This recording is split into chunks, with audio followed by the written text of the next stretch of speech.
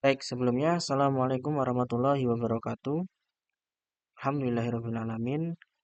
Kita bisa kembali lagi ke dalam serial mata kuliah Filsafat Umum yang pada pertemuan sebelumnya kita sudah membahas tentang distingsi antara filsafat, ilmu, dan agama.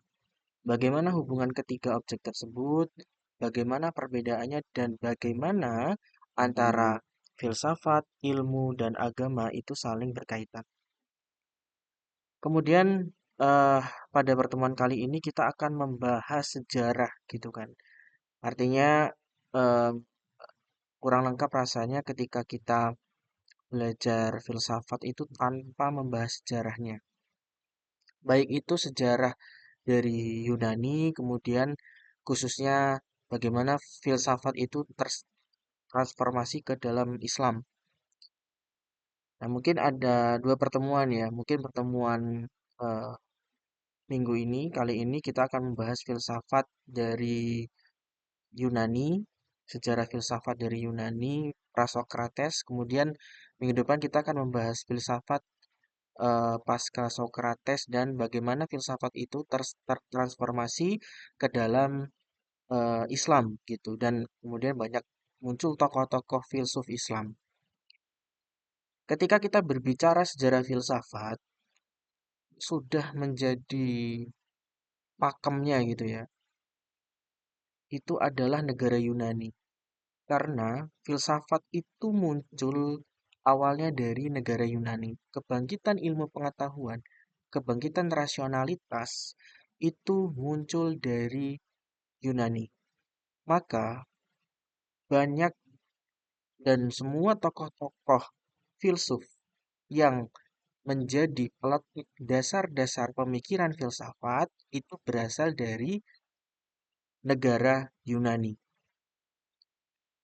Jadi eh, pada sesi kali ini kita akan membahas secara umum bagaimana kemudian filsafat itu muncul. Apakah tiba-tiba muncul ataukah ada tokoh-tokohnya? Baik, kita akan mulai dari eh, perenungan menuju pencarian makna. Sudah menjadi fitrah manusia itu memiliki sifat keingintahuan. Karena manusia sendiri diberkahi oleh Allah Subhanahu wa taala akal yang dimana akal itu sudah menjadi apa ya? Sudah menjadi alurnya untuk selalu berpikir, selalu merenungi, selalu bertanya-tanya tentang fenomena-fenomena yang ada di sekitar manusia. Seperti pemikiran mengapa kita ada, dari mana semuanya berasal, apakah ada Tuhan ataukah segalanya datang dari ketiadaan. Nah, sebelum filsafat muncul yang menjadi satu keilmuan yang utuh, perenungan-perenungan ini terus muncul di kalangan umat manusia. Renungan semacam ini adalah akar dari filsafat. Filsafat lahir sebagai respon manusia terhadap keheranan dan kebingungan. Saat akal mulai bertanya dan tidak puas terhadap jawaban mitos semata. Nah, jadi eh, renungan-renungan ini adalah apa ya, cikal bakal atau akar dari yang kemudian sebenarnya panjang gitu ya. Secara panjang, secara bertahun-tahun, berpuluh-puluh, beratus-ratus tahun dan kemudian ini menjadi filsafat yang utuh sebagai suatu keilmuan gitu. Tapi munculnya itu bukan secara tiba-tiba. Munculnya filsafat sebagai ilmu pengetahuan itu muncul dari renungan-renungan atau pemikiran-pemikiran keingintahuan manusia terhadap alam semesta. Nah, kemudian muncul pertanyaan gitu. Sebelum filsafat, bagaimana manusia itu menjelaskan fenomena-fenomena alam semesta? Misal, bagaimana manusia itu menjelaskan terjadinya hujan, kemudian menjelaskan bagaimana bumi, bagaimana matahari, bagaimana manusia menafsirkan itu. Jadi, teman-teman, sebelum filsafat muncul sebagai cara rasional untuk menjawab pertanyaan tersebut, manusia lebih dulu menjawab melalui mitologi. Mungkin teman-teman pernah mendengar ya mitologi Yunani, yang tokoh-tokohnya itu ada Dewa Zeus, kemudian eh, apa lagi ya? Saya nggak tahu. Pokoknya mitologi-mitologi Yunani. Jadi manusia untuk menafsirkan fenomena-fenomena yang ada di alam semesta ini, sebelum munculnya filsafat, itu manusia menafsirkan melalui mitologi-mitologi. Melalui kisah-kisah mitologi-mitologi, khususnya di mitologi Yunani. Ya sebenarnya setiap negara itu mempunyai mitologi. Indonesia pun punya mitologi. India punya mitologi. Mesir punya mitologi. Karena kita secara khusus membahas tentang filsafat yang muncul dari negara Yunani, maka ya pada saat itu bangsa Yunani sebelum filsafat itu muncul mereka menafsirkan melalui mitologi-mitologi. Misal dalam mitologi Yunani, Prometheus, seorang titan yang bersimpati kepada manusia, menciptakan manusia dari tanah liat dan mencuri api dari para dewa untuk memberikan kepada mereka. Dalam mitologi Nordik, ini beda mitologi ya. Dunia berasal dari tubuh Ymir, raksasa purba dan manusia diciptakan dari batang pohon yang diberi nafas kehidupan oleh para dewa. Nah, mitologi-mitologi ini menjawab kemudian ke kebingungan-kebingungan manusia itu. Kisah-kisah mitologi ini, setiap mitologi itu berbeda. Misalnya, bagaimana kita itu hidup, itu berbeda-beda antara mitologi Yunani, mitologi Nordik, mitologi Mesir, kemudian mitologi-mitologi di setiap negara itu berbeda-beda, gitu kan. Tidak menjadi satu kesatuan yang sama. Itu dipengaruhi oleh keyakinan, budaya, dan lain sebagainya. Nah, kemudian eh dari mitos ke logos, lahirnya filsafat di dunia kuno. Jadi pada abad ke-6 hingga ke-5 sebelum Masehi, dunia mengalami gelombang gelombang intelektual besar. Jadi di berbagai belahan dunia, cara manusia menjawab pertanyaan mendasar mulai berubah. Jadi ini diawali di suatu kota yang disebut kota Miletus, pusat dagang dari pesisir Asia Kecil, menjadi tempat pertemuan berbagai budaya. Di sana ada Mesir, ada Persia, ada Fenisia, dan lainnya. Jadi masyarakat di sana mulai menyadari bahwa cerita-cerita mitologis dari berbagai bangsa tentang asal-usul manusia dan alam itu bertentangan satu sama lain ketika mereka mengalami kemakmuran dan memiliki waktu untuk berpikir. Jadi pada saat itu mereka mulai meragukan apa yang disebut dengan mitos gitu ya. Yang tadi kita bahas sebagai mitologi, misalnya apakah benar petir itu tercipta dari murka seorang dewa yang bernama Zeus misal. Mengapa semua mitos mengklaim kebenaran tapi saling bertentangan? Melalui pengamatan langsung dan akal budi, mereka mulai melihat bahwa fenomena alam memiliki pola yang konsisten. Maka lahirlah pemikiran baru, yaitu filsafat, sebagai usaha manusia untuk memahami realitas melalui rasionalitas dan observasi. Jadi, titik baliknya itu ada di kota Miletus, yang dimana itu di situ kan manusia berbagai macam manusia itu ada di sana ya. Jadi ada Mesir, Persia, Fenisia, ada Yunani juga. Nah, kemudian mereka itu saling berinteraksi gitu sama satu sama lain yang membawa cerita mitologinya masing-masing. Misalnya, orang Mesir membawa mitologinya Mesir, orang Persia membawa mitologi Persia, kemudian orang Fenisia membawa mitologi dari Fenisia, begitupun Yunani membawa mitologi dari Yunani gitu. Setelah mereka berbincang-bincang ya, singkatnya mereka berbincang-bincang kok kok sama-sama mengklaim kebenaran gitu. Tapi kok beda-beda gitu antara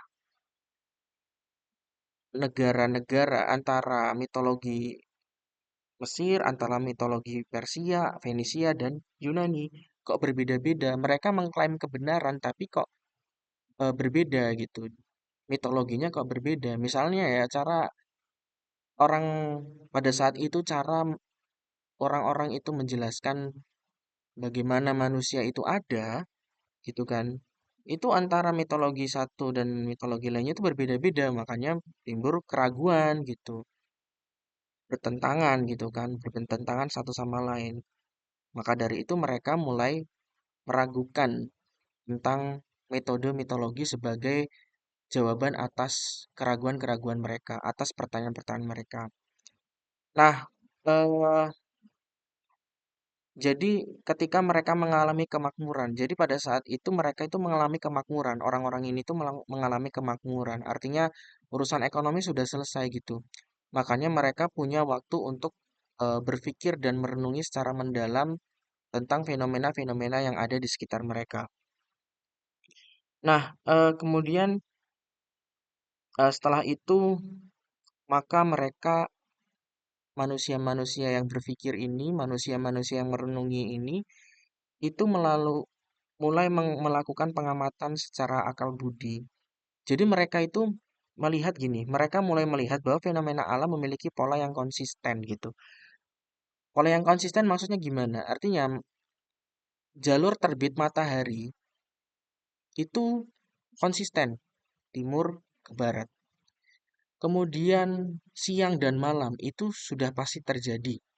Kemudian hujan itu sudah pasti terjadi. Misal terjadi di bulan ini dan ini gitu. Kemudian terjadinya siang dan malam itu sudah konsisten terjadi terus gitu. Kok ini polanya sama, alam semestanya, tapi kok penjelasannya beda-beda begitu kan? Karena dijelaskan dengan mitologi-mitologi yang berbeda-beda antara negara satu dan negara lainnya gitu. Tapi kok alam semestanya punya pola yang sama. Sepertinya ini kayaknya pernah bisa dijelaskan gitu melalui observasi dan rasionalitas. Nah, ini adalah titik balik munculnya yaitu filsafat. Kemudian eh, filsafat itu sebagai langkah awal yang mengakar dan abadi. Jadi filsafat menjadi penting karena ia merupakan langkah awal manusia dalam memahami dunia secara menyeluruh. Filsafat ini kalau teman-teman pernah dengar ada giumnya, filsafat itu adalah induk atau ibu dari semua ilmu pengetahuan. Jadi pengetahuan-pengetahuan yang muncul sekarang, ya, pengetahuan-pengetahuan yang kemudian muncul seperti pengetahuan keilmuan-keilmuan tentang matematika, biologi, sosiologi, kemudian sains, ilmu dan teknologi itu berasal eh, letak dasarnya adalah keilmuan filsafat. Jadi melalui rasionalitas dan observasi filsafat itu mendorong manusia keluar dari penjelasan mitologis menjadi dasar dari berkembangnya ilmu pengetahuan yang kita kenal sekarang. Kemudian terus mempengaruhi cara berpikir kita dalam kehidupan sehari-hari, mulai dari pertanyaan etis hingga pemahaman tentang alam semesta. Dari perkembangan awal ini muncullah individu-individu yang secara aktif bertanya dan berpikir secara mendalam. Ya, mereka dikenal sebagai para filsuf prasokratik, yaitu pemikiran-pemikiran awal di Yunani yang menjadi perintis tradisi filsafat sebelum munculnya Sokrates. Jadi sebelum munculnya tokoh besar, mungkin teman-teman pernah dengar yaitu Sokrates. Jadi muncullah filsuf-filsuf awal gitu ya, yang meletakkan dasar-dasar pemikiran filsafat khususnya tentang penjelasan terhadap fenomena-fenomena alam semesta. Tokoh pertama yaitu bernama Thales. Thales ini adalah filsuf pertama di Yunani yang dikenal sebagai bapak filsafat dan ilmu pengetahuan. Thales ini berasal dari Miletus. Thales itu hidup sekitar 624 sampai 546 sebelum Masehi. Filsuf Yunani kuno pertama. Jadi Thales ini eh, ada beberapa pemikiran yang menjadi dasar untuk yang kemudian pemikiran dia itu berkembang. menjadi pemicu munculnya filsuf-filsuf baru. Thales mengamati lingkaran segitiga sama kaki dan sudut yang terbentuk oleh garis lurus berpotongan untuk memahami bentuk dan ukuran dalam matematika. Nah, jadi Thales ini mengamati lingkaran gitu ya, lingkaran, kemudian segitiga sama kaki. Ketika lingkaran itu dibelah, maka akan eh, presisi akan sama. Kemudian segitiga sama kaki dan sudut terbentuk oleh garis lurus berpotongan untuk memahami bentuk dan ukuran dalam matematika. Jadi dalam keilmuan matematika, Thales ini menjadi filsuf yang meletakkan dasar keilmuan matematika. Nah, kemudian dalam konteks alam semesta, Thales berpikiran melakukan kontemplasi gitu, mendalam atau pengamatan mendalam tentang air yang terus berubah bentuk dari cair, terus kemudian air menjadi uap dan air menjadi es, dan melihatnya sebagai sesuatu yang fleksibel dan dinamis. Thales berpendapat bahwa air adalah prinsip dasar atau asal mula segala sesuatu di dunia. Ya, dia membayangkan bumi mungkin mengapung di atas air, sebuah ide pada yang mungkin pada zamannya itu pada kalau kita dengar di zaman sekarang itu aneh gitu. Tapi pada zamannya pemikiran Thales ini sudah lebih rasional daripada argumen-argumen yang diberikan oleh mitologi-mitologi Yunani pada saat itu gitu. Dia membayangkan bumi mungkin mengapung di atas air, sebuah ide yang pada zamannya lebih rasional daripada mitos yang ada. Menurutnya, berbagai bentuk materi dan fenomena alam bisa dijelaskan karena adanya satu unsur dasar yaitu air yang mampu berubah wujud dan menyatukan semua hal. Jadi dalam konteks alam semesta, Thales itu memperhatikan air gitu. Yang dimana air itu ada di mana-mana, di laut, dalam bentuk es, dalam bentuk uap, dalam bentuk cair. Dia berpikir bahwasannya semua makhluk hidup atau semua unsur yang ada di dalam semesta itu terbentuknya awal mulanya melalui air, unsur air gitu. Ya mungkin karena pada saat itu kan belum ada apa ya keilmuan-keilmuan yang lainnya. Jadi filsuf ini tuh pada saat itu hanya bermodalkan pikiran dan pengamatan secara indrawi. Jadi kita tidak bisa mengcompare kelogisan itu dengan keilmuan yang sekarang. Kita harusnya mengcompare keilmuan filsuf pada saat itu, misalnya Thales dengan pemikiran-pemikiran mitologi yang mungkin pemikiran Thales ini jauh-jauh lebih rasional gitu. Kemudian tokoh kedua yaitu Anaximander. Anaximander itu adalah murid dari Thales yang melangkah lebih jauh dari gurunya. Ia tidak puas dengan penjelasan bahwasannya air itu asal muasal dari segalanya karena tidak mampu menjelaskan keberagaman dan pertentangan di alam. Ya, jadi yang terkenal dari Anaximander ini adalah konsep aperion, yaitu sesuatu yang tak terbatas dan tak terdefinisi sebagai prinsip dasar semesta. Karena tidak memiliki bentuk atau sifat tertentu, aperion dapat melahirkan segala sesuatu, termasuk elemen-elemen yang saling bertentangan seperti panas dan dingin, basah dan kering. Archimedes juga memperkenalkan pandangan kosmologis yang rasional. Bumi tidak ditopang oleh apapun, ya. Jadi kalau dalam eh, kalau dalam mitologi Yunani, saya lupa nama dewanya itu siapa gitu. Saya pernah baca itu eh, bahwasannya ada satu dewa yang dikutuk untuk menopang bumi gitu selamanya. Nah, kemudian hal ini dirasionalkan oleh Anaximander. Jadi bumi itu tidak ditopang oleh apapun tapi mengapung karena keseimbangan geometris. Ia juga melihat bahwa benda-benda langit bergerak dalam lintasan yang melingkar. Menariknya, ia menambahkan gagasan keadilan kosmik atau decay, bahwa segala sesuatu yang berasal dari aperion akan kembali ke aperion, menjaga keseimbangan dan harmoni alam semesta. Jadi Anaximander ini eh sebenarnya tidak tidak setuju ya. Debatan dari keilmuan itu kan biasa.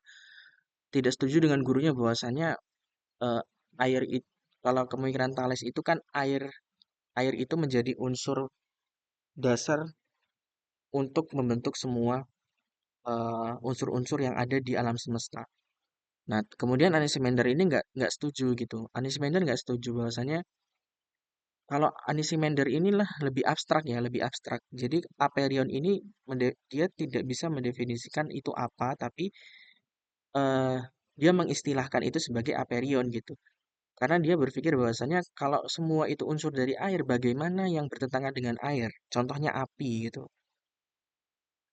Nah, kemudian eh, dia memunculkan konsep yang disebut dengan aperion, yang lebih abstrak gitu ya, bahwasanya ya unsur itu dia namakan aperion, tapi dia tidak bisa mendefinisikan secara rinci aperion itu bentuknya seperti apa, unsurnya apa gitu.